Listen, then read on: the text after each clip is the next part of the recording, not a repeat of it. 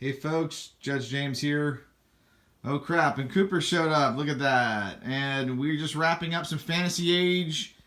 And we had a pretty cool session. I don't know. Last dice roll. What was your last dice roll?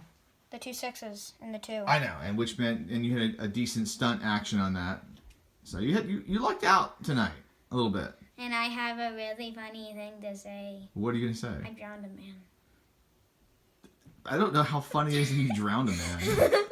I drowned a man. Anyway, all right, so we thought we'd show off our Dwarven Forge build here. This is Dwarven Forge plus, I guess, PetSmart, right? Or Amazon, because there's stuff in here that's definitely not Dwarven Forge. Like, for instance, Dwarven Forge, yes. Dwarven Forge, yes. And PetSmart. So, PetSmart. Yeah. Not PetSmart. Some of this stuff here is not Dwarven Forge. For instance, this is Reaper Bones, and it's a dude in a tree. He had a bad day. So this is He got mauled. And he got eaten. Isn't that what mauled means? I guess kinda, yeah. It means you get torn up. He got torn up. Yeah, that's why I said mauled. So Cooper, let's tell our Living for Crits viewers what your impression was of this build. This was a build where Cooper's character, who is Ember, again, Ember as in Ember and Dave, in his Fantasy Age characters. Yeah, we said that in sync. I know, we did. Fist bump. Ember and Dave are on their way to the Elven capital of Aethalia, and they took a shortcut through a swamp. And the shortcut took them where they had to go across this whole area, this walkway. But what was the curveball I threw at you? Because usually you would just walk your butt across here. Yeah. This time I would usually just run right through the thing, but instead you said that he had to guard a donkey the whole way. Yeah, and if I ran right through it, I would have to deal with something. So, what I essentially built for him was multiple ways that he could have to deal with challenges. The first was that, on his way across here, and he didn't mess with anything below. Some of this is just like, I don't know, just window dressing, really. The first thing was the challenge of these floaty demons, which came from the Dwarven Forge. Hellscape. I also saw that one frog just laid eggs. Yeah, that frog did lay eggs. But you know what? Eggs. It's a miracle of life, kid. Frogs lay eggs. For some reason, they all, like thousands of them, got all the way over there and over there in like 5 seconds. Well, I wanted to use my new Burrows miniatures, and the only thing I had for Burrows were these pieces, and the frog eggs, and this. This is from Burrows also. So, you had those hellscape demons that were eating a dude. Leech. You deal with them. There are some leeches. Leech. And then the next scene was you having to deal with, after you dispatch with them, you tried sneaking past them, right? And that didn't go well for you. I chucked a... You chucked playing cards. Well, what was your first plan with the playing cards? I was going to put them on my donkey's feet to make him quieter. Because why does that work? Because normally, like I said, it would go like this, like... So, walk me through why playing cards would have stopped that. Anyway, that didn't work. So you had to fight them, and you did pretty well. Again, Cooper's character Ember is a 3rd level rogue now, so approaching 4th level. And I have a pug now. And has a pug named Doug.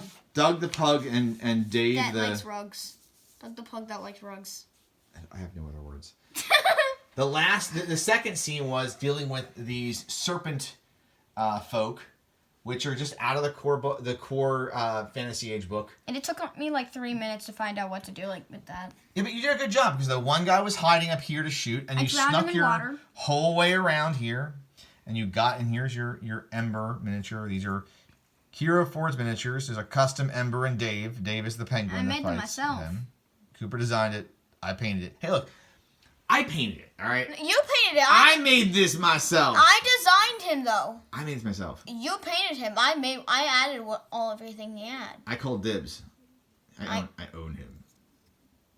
No. Did not. So he snuck in here, came out this side, and what did you do on that side of the map when you were over there? Because you weren't doing pretty. You were talking a lot about being like what you're doing from Legend of Zelda: Breath of the Wild. You're Breath of the Wilding this whole scene, right? Yeah, I was gonna take my bow that I have and then shoot the arrow through the fire, which would set the arrow on fire, and then it was gonna hit them. But your plan changed. Yeah, I then chucked a barrel at the You did more than that. Before the barrel, what did you do to the poor guard? Oh yeah, I drowned him, man. I drowned him. He went like this.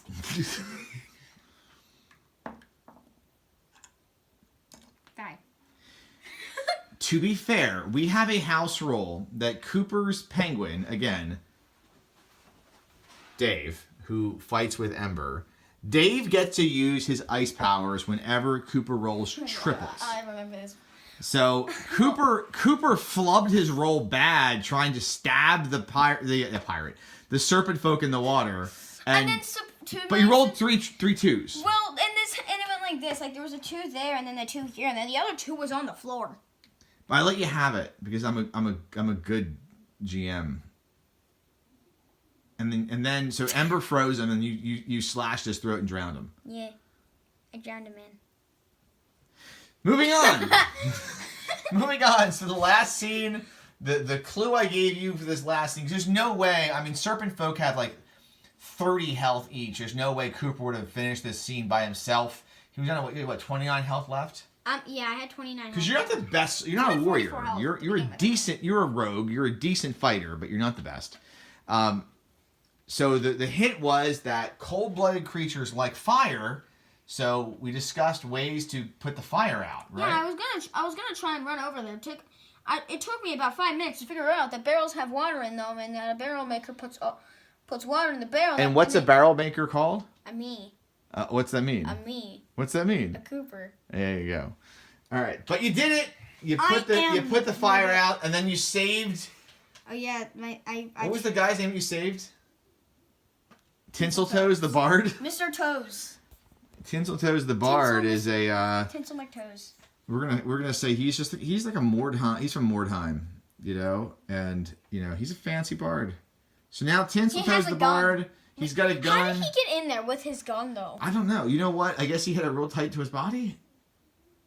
What? But that's our build, and there we go. So we don't have any of this. I mean, this is a swampy build designed with Dwarven Forge and PetSmart stuff and Reaper Bones, and it worked out well for us, and we're happy with it. Cooper, do you want to sign off?